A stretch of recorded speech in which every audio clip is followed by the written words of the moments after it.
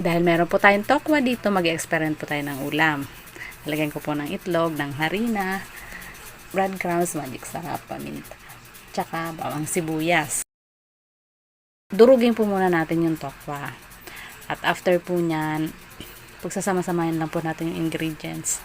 Lahat ng ingredients na banggit ko, pagmasamahin lamang po. At halu-haluin.